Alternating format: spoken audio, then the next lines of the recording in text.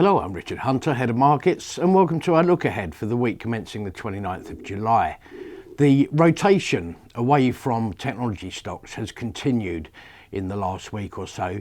This has also been underpinned by some fairly underwhelming updates from the likes of Google owner Alphabet, as well as Tesla. So we'll need to see from the rest of the Magnificent Seven whether some of the equilibrium can be restored. It's kind of had the effect of balancing out the gains across the main indices.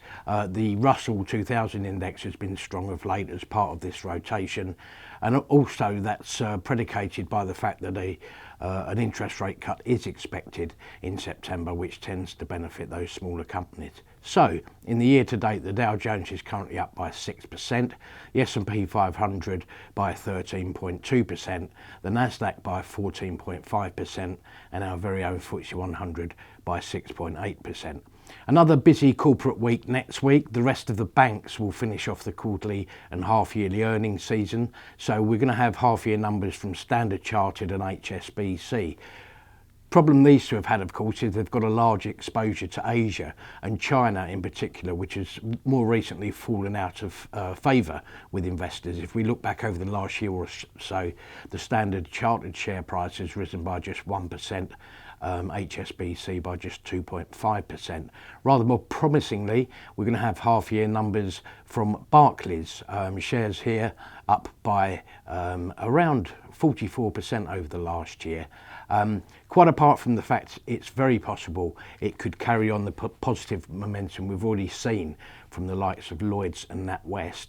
There's been a read across from the US that in terms of investment banking, deal making and fees have started to rise again. So that's something that could apply to Barclays specifically in terms of those numbers next week.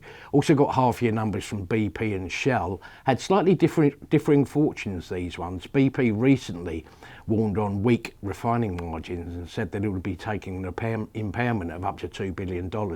So if you look back over the last year, the shares are actually down by 4.6%. Shell, on the other hand, are up by 16%.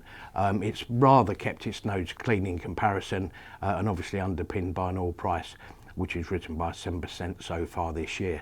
Elsewhere, in terms of the UK, a whole raft of other updates. The likes of Next have second quarter trading statement. We've also got half-year numbers from Diageo, Taylor Wimpey and Rolls-Royce. Whereas in the States, it's very likely the Magnificent Seven will be in focus again, because we're going to get updates there from Microsoft, Meta Platforms, Amazon and Apple.